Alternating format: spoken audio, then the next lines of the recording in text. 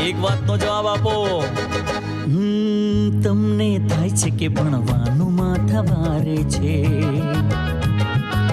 તમને થાય છે કે એક્ઝામ ખૂબ અઘરી છે, તમને થાય છે ને કે ગ્રેડ ઓછા આવે છે, તમને થાય છે કે સ્ટડી છોડી દેવું છે. બોલો, થાય છે ને? તો મારું કહેવું એમ છે કે આમાં દુઃખી થવાની કોઈ જરૂર નથી. કેમ કહું તમને? સ્ટડીનું ઇન્સ્પિરેશન લેવા યુવકો સભામાં જાય છે, એટલે જ ચિંતામાં ના રહો, મૂંઝવણમાં ના રહો, પણ આનંદમાં રહો, આનંદમાં રહો.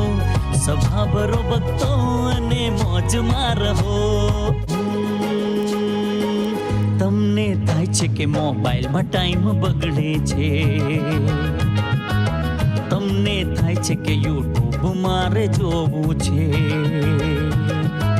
તમને થાય છે ને કે ઇન્સ્ટા સાચો મિત્ર છે,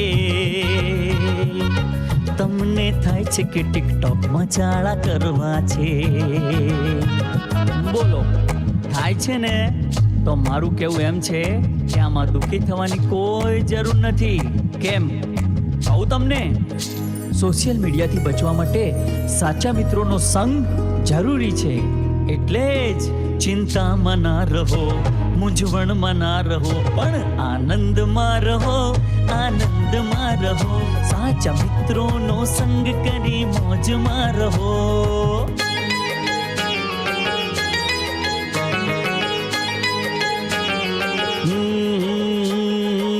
તમને થાય છે કે ધંધામાં ખોટ ખાધી છે, તમને થાય છે ને કે જોબ મળવી અઘરી છે, તમને થાય છે કે પૈસાની તાણ પડે છે, તમને થાય છે ને કે ટાઈમ મારો બગડે છે.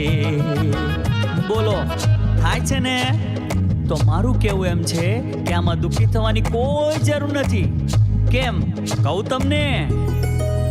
આવા પ્રોબ્લેમમાંથી બહાર આવવા સ્વામીજીને યાદ કરી ભગવાનના ભજનનું બળ લેવું જરૂરી છે.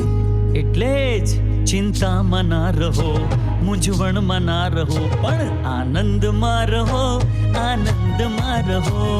ભજન કરો ભક્તો અને મોજમાં રહો.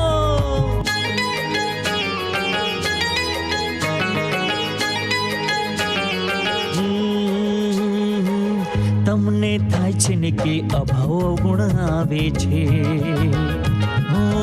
તમને થાય છે ને કે ગુસ્સો બહુ જ આવે છે, તમને થાય છે ને કે ઈર્ષા બહુ જ ભજવે છે, તમને થાય છે ને કે ઈગો બહુ જ નડે છે. બોલો, થાય છે ને? તો મારું કહેવું એમ છે કે આમાં દુઃખી થવાની કોઈ જરૂર નથી. કેમ કહું તમને? આવા સ્વભાવોથી બચવા માટે ભગવાદીનો સમાગમ કરી આજ્ઞામાં વર્તવું જરૂરી છે. એટલે જ ચિંતામાં ના રહો, મૂંઝવણમાં ના રહો, પણ આનંદમાં રહો, આનંદમાં રહો. આજ્ઞા પાળી જીવો અને મોજમાં રહો, આનંદમાં રહો, આનંદમાં રહો. સત્સંગ કરો ભક્તો અને મોજમાં રહો, આનંદમાં રહો, આનંદમાં રહો, આનંદમાં રહો.